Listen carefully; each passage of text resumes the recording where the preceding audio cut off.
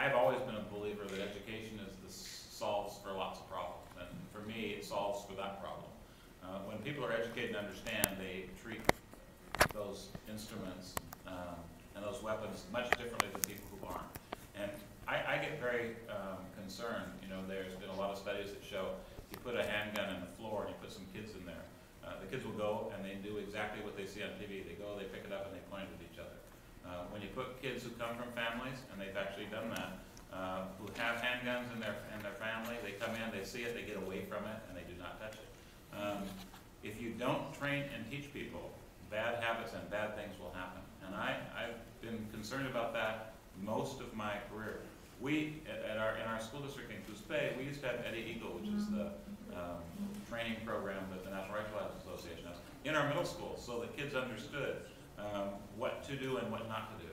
And I will tell you that as a high school principal, we believe that the safest way of having a safe school, and some of our best friends were at Thurston when the shootings took place, and we lived there thinking about what was happening.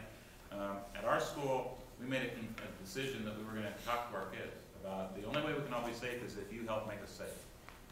And we had guns on our campus, but in every case, we had a student come tell us who it was, where it was, and take care of it, because they knew what could happen.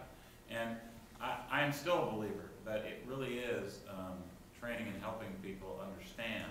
And I have not yet met a person who has a carry permit.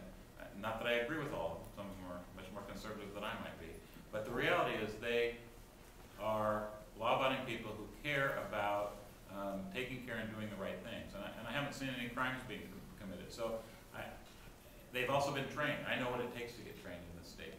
So for me, this has been an issue about education and those kinds of things. So it was an easy bill for me to pass. I am not as confident as some people might be that it will get through the Senate. We've sent them to the Senate before. They have not passed. I do not know what will happen with this particular issue in the Senate. We are talking to them. We're having conversations, but we'll have to wait and see. Well, Speaker Roblan covered that fairly well. I'm a supporter of the bill. I've written a letter to the chair of the committee on the Senate side to get it heard and encouraged his passing of that particular bill.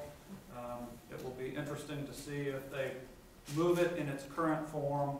There's a great deal of conversation around the term gut and stuff, which basically just means once the bill leaves its chamber of origin, that it gets to a new committee and they amend into it either something completely new or something